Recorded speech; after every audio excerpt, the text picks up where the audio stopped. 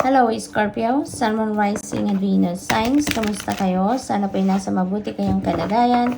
Welcome back po sa Star Tarot. Kung bago kayo dito, welcome din kayo. Thank you sa inyong support.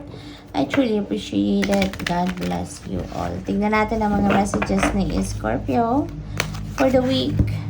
Scorpio, we have Shanghai and detox your life. Ayan. So, panahon na para mag-detoxify, mag-purify ng inyong sarili dito, Scorpio. It's about time na para linisin nyo na ang buhay ninyo, ang sarili ninyo, yung gano'n, no? Kailangan ninyo dito magmuni-muni. Kailangan ninyo dito na mag-dissect ng mga nararamdaman ninyo para ma-figure out ninyo, makita ninyo dito. Ano nga ba ang mga parang clutter na lang din sa buhay ninyo? Ano nga ba ang mga bagay or sitwasyon or even tao na hindi naman talaga nagsiserve ng iyong highest good dito? And it's about time na para i-let go mo na ang mga yan, no? Maaring may mga new beginnings dito na naghihintay, may mga may newness na papasok dito sa inyo, kaya kailangan nyo na magtanggal, no, ng mga bagay, sitwasyon, tao sa buhay ninyo na hindi naman nagsiserve ng iyong highest good, so that you can make room sa sarili ninyo, so that you can welcome this newness na nakaabang na kumbaga na papasok sa buhay ninyo. Okay? What else? We have Malachite. It's time to transform. Ayan na, may mga pagbabago na nga mangyayari dito. Magsisimula kayo dito sa pagde-detoxify, sa pag-declutter ng inyong buhay, no? And you're going to transform your life this time, no? It's about time na para mag-create kayo ng changes, no? Beautiful changes sa buhay ninyo, Scorpio. Black Kyanite, set strong boundaries. This is really a very important reminder para sa inyo. Kasi siguro, Scorpio, marami ng pagkakataon dito na naabuso na kayo. So, dahil sa sobrang kabaitan siguro ninyo, sa sobrang patience ninyo, sa sobrang compassionate ninyo, maybe kumbaga naaaano na kayo, naaabuso na kayo in any way, no? Dahil lagi na lang kayong okay, lagi na lang kayong bow na lang, pinagbibigyan ninyo ang mga tao sa paligid ninyo, to the extent na parang sobra-sobra na. Kaya this is the spirit reminding you na it's about time na that you to set strong boundaries para nang sa gayon din ma-save pa rin ninyo ang inyong relationship din, no? Kasi hindi lang ito para sa iyo, but also for the people around you, no? Matututo din sila na magkaroon ng respeto sa inyo, matuto din sila na maging aware sila sa kung saan lang ang limitasyon nila, no? And that is going to help your relationship to get even stronger, no? Mas ma-maintain ninyo ang mas loving and harmonious relationship with that person as well, no? So, tingnan natin kung ano pa ang mensahe para sa inyo, Scorpio. We have courage. Ayan, have courage to set your strong boundaries, no? Anuhin nyo tatagan ninyo dito ang inyong kalooban. Kaya ninyong gawin yan. Kaya ninyong i-impose ang boundaries na yan, Scorpio. For your own good din naman yan. And also for the good or for the benefit of your relationship with the people around you. Okay? So, wag kayong wag kayong mag-hesitate, wag kayong matakot, no? Because this is for your highest good. Okay? Maaari din naman na yung pagbabagong ito sa buhay ninyo, ang pag-release sa buhay ninyo ng mga bagay, sitwasyon, or tao dito, ang kailangan din ninyo ng courage dito. Kailangan din ninyo ng inner strength para magawa ninyo yan. Because truly, it's easy said than done, but talaga naman, may kahirapan talaga kapag tayo ay magla-let go ng something or lalo na ng tao sa buhay natin, But, think that this is for your highest good. Isipin nyo na lang na para ito sa inyong ikakabuti, para ito sa ikakabuti ng inyong sitwasyon. Kaya, you really need to get this done. Okay? What else?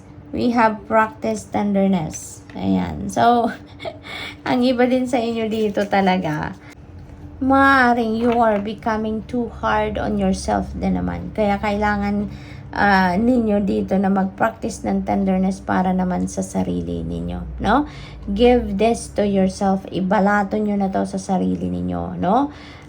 Ipakita ninyo, iparamdam naman ninyo sa sarili ninyo na you have love for yourself. Kaya kailangan din na be kind to yourself, in other words, Scorpio. Okay? Practice tenderness for yourself. Alright? Kasi ang bait nga ninyo masyado kayong mapagbigay, masyado kayong loving sa ibang tao, masyado kayong pasensyosa. Gawin din ninyo yan sa sarili ninyo. Okay? We have receive your blessings. Yay! Napakaganda. There's so many blessings kasi may maraming blessings ang parating. Maraming biyaya ang parating sa inyo dito, Scorpio. You're so lucky.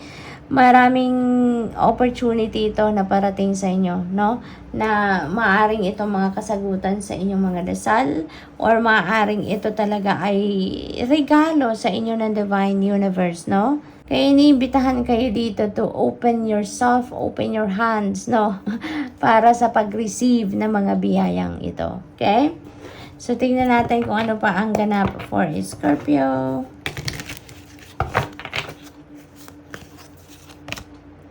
We have 9 of Swords. Ayan. So, ang iba sa inyo dito,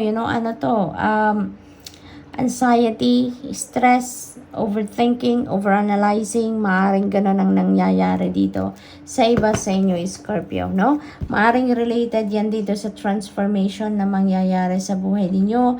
Maaaring nag-overthink kayo, no? Feeling ko dito nahihirapan ang iba sa inyong magdesisyon if you're going to let go of something or of that situation or of that someone sa buhay ninyo, Scorpio, no? Kaya nag-overthink kayo, nag-overanalyze kayo dito, nai-stress kayo, Just focus on what is good, Scorpio, kung ano ang magiging magandang epekto ng kung ano man ang inyong magiging desisyon, doon kayo mag-focus so that magkaroon kayo ng lakas ng loob na gawin talaga yan, no? Otherwise, kung mag-continue kayo mag-overthink, mas lalo lang kayong mai-stress at walang mangyayari. Wala kayong magagawa dyan. You will be stuck in that energy if you're going to focus on that, no? Kaya, focus on what is positive, focus sa tignan ninyo kung ano ang gusto ninyong maging resulta ng gagawin ninyo at yun ang yun ang tignan ninyong maigi para makita ninyo kung ano ang mga nararapat ninyong gawin para mag-come up kayo doon sa resulta na gusto ninyo, no? So, tignan natin kung ano pa ang ganap. If you need help, no? If you need help, if you need advice from other people, ask for help, no? Huwag kayong mag-atubili, huwag kayong mag-hesitate to ask for help, Scorpio, kung yun ang sa tingin ninyo makakagaan ng inyong pagharamdam or makakatulong sa inyong malinawan ng inyong isipan. Okay? We have judgment energy. Ayan. So, meron talagang mga importanteng decision kayo dito na kinakaharap, no? Maaring dyan ay parte pa rin ng pagbabagong ito, pagla-let go, no? So, siguro nahihirapan talaga ang iba sa inyo dito. You may not want to let go of whatever that is sa buhay ninyo. Kaya, mahirap sa inyong kalooban, Pag-isipan ninyong mabuti, ang inyong decision dito, Scorpio, because either way, gawan man ninyo ng paraan or hindi, i-ignore man ninyo yan or i-keep ninyo, whatever decision that you are making dito, that is going to have a great impact sa buhay ninyo for the long term. Kaya pag-isipan ninyong mabuti. Okay? Ipagdasal ninyo yan, Scorpio, kung nahihirapan kayo sa mga pagdedesisyon, ask for help from God, ask for guidance, ask for enlightenment, dahil lagi at lagi naman siyang nandyan para tulungan tayo, pagaanin ang ating mga pinagdadaanan. You just have to ask, okay? Ask and you shall receive, ika nga, para matulungan na kayong makapag-decision dito ng kung ano ang tama at kung ano ang best para sa inyo, okay? Listen to your intuition, Listen to your intuition dahil yan ang magbibigay ng signal sa inyo kung ano ang nararapat mong gawin. We have the Magician energy, yan, taking action. Ito na talaga ang kailangan ninyong gawin. You need to start moving. May Scorpio, this is the Magician energy. You're really going to start something new dito sa buhay ninyo. So that is really a very promising energy. Magsisimula na kayong gumalaw, So maybe magkakaroon din kayo eventually ng kalinawan sa inyong isipan at makakawala na kayo dito sa Nine of Swords energy, and you're going to start moving, you're going to start taking action dito para nang sa gayon masolve ang problema, para nang sa gayon makalabas na kayo sa kung anumang klaseng sitwasyon na hindi komportable para sa inyo, or maybe this is taking action towards your dreams, diba? Or this is taking action towards kung ano man ang gusto ninyong maisakatuparan sa buhay ninyo. Maaring ito na din yung panahon that you are going to start moving, no? So that's really good.